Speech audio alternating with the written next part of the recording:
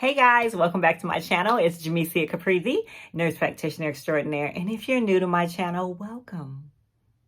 If you're already subscribed, thank you so much for subscribing to my channel and welcome back. This is part 2 of my question and answer for intermittent fasting. So I'm going to continue with that, but I want to say that if you are thinking about trying intermittent fasting, talk to your healthcare provider, see what advice they give you and all of that. Also, I've got some amazing videos on my intermittent fasting journey and some tips and tricks for intermittent fasting, okay? So if you're interested in part 2, stay tuned.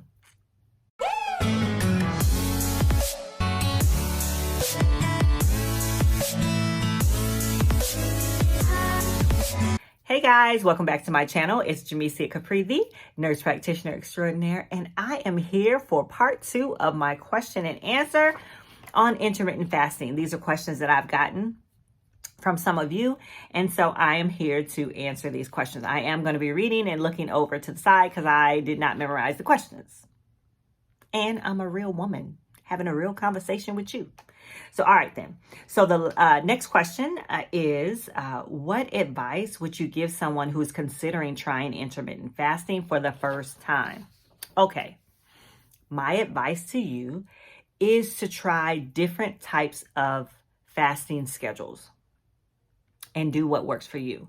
Now, going out the door, I would say do the 16 and 8 schedule, which looks like this.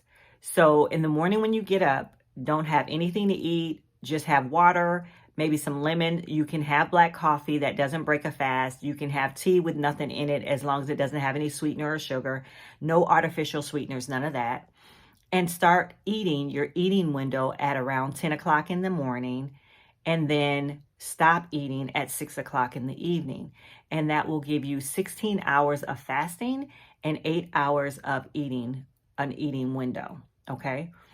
And if you are trying this for weight loss, then try to stay under 1,800 calories for the day. If you're already somewhere around 18 and 2,000, try to drop it down to 15 if you're trying to lose weight with this, which it will help you do that. Okay. The next question. Oh, wait, back to that. So there's other schedules you can try. You can try fasting for 2 days out of the week, all day, and then just regular eating on those other days. So that's alternate day fasting. You can do that, or 5 and 2. That's what that is. Alternate day fasting. You can do every other day. You're not eating anything and whatnot. But you're probably not gonna, for the first time out, probably not that. So don't do that. Do the 16 and 8 first, trying that out, and then if that works for you, then just keep moving your window further and further. So if you're starting to eat at 10, push it back to 11. If that works for a couple weeks, push it back to 12. But keep your cutoff at 6. Don't move that. In the evening, it's just a little bit harder for your body to break down and process, and your circadian rhythms and all other things are involved. So don't push that window back, okay? All right. How has intermittent fasting impacted your overall health, including factors like weight management, blood sugar levels, or cholesterol? Okay, so as far as weight management, I have really been able to keep my weight like right where I want it. Once I got to my goal weight, that pretty much intermittent fasting keeps me there. As far as my insulin levels, for me, I don't have a problem with diabetes. However, I still respect insulin and respect how it works in the body. So by not eating, your insulin levels don't rise, and you begin to use the energy from your fat stores in your body. So it keeps your weight up, it keeps your weight down, and it keeps your blood sugar levels right. So if you have a problem with diabetes or blood sugar levels, then intermittent fasting could be the thing for you.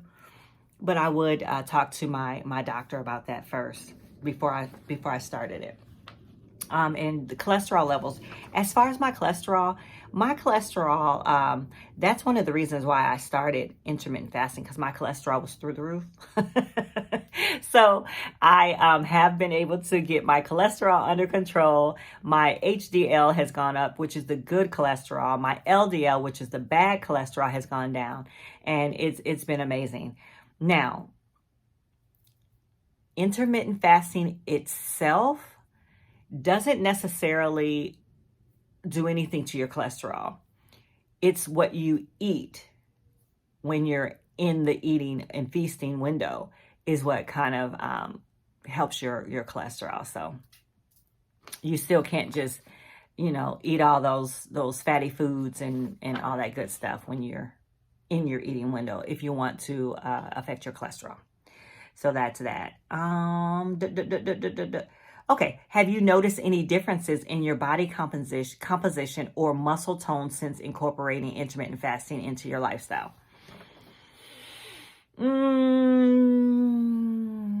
Yeah, okay. I feel like I'm more toned.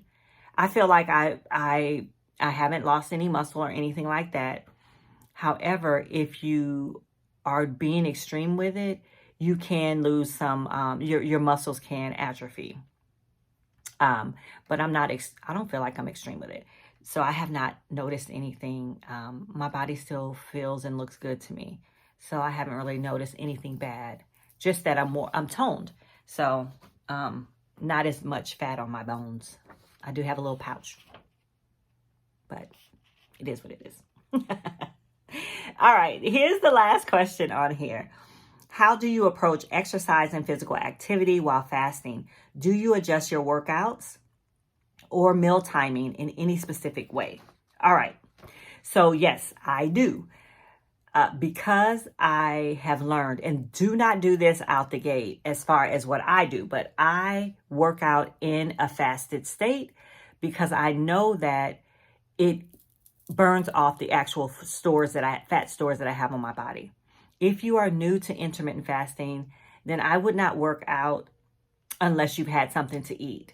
So try to do it after your eating window. You can work out and go from there. For me, when I first started, I could not work out fasted. I just didn't, it made me lightheaded. It made me feel nauseous. I couldn't do it. However, now that's all I do. So I've worked up to that. My body is used to me working out in a fasted state now, but it took time for me to get there. So it's going to take you time also. Just listen to your body. Your body will tell you everything you need to know. If you start to feel crazy or funny or out of sorts, stop doing it. Get you something to eat.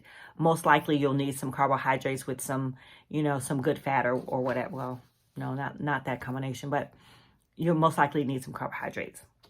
And stay hydrated, y'all. So that is that. Remember to talk to your personal PCP, your nurse practitioner, your doctor, your PA, whatever, and discuss these things with them. If you're thinking about trying intermittent fasting, y'all, intermittent fasting has been amazing for me. Real quick before I finish this out, because I said I would do this on the last video, I'm just going to say that once you've done the 16 and 8 for weight loss, it's awesome. It's great. But if you want to get more benefits from fasting, you've got to fast longer. So there are some benefits of fasting for 72 hours. There are some benefits of fasting for 20 hours, 17 hours. Your body begins to really repair itself. You really get the juicy, good benefits of fasting after 16 hours. So you really hit a zone. So get yourself together. Get yourself in a groove where you are used to doing the 16 and 8, and you will really benefit from pushing your window further out, so you can get the benefits of autophagy and the benefits of cell rejuvenation and health benefits, longevity, health benefits. So that's all. I'm not going to get all, technical in this video. I did want to do this question and answer for you. So this is it, y'all. I thank you so much for watching. Subscribe to my channel. Like this video if you like it. Leave me some questions. I will answer your questions. All right, guys, take care and thank you so much. And I will see you in the next video. Take care, guys. Bye now.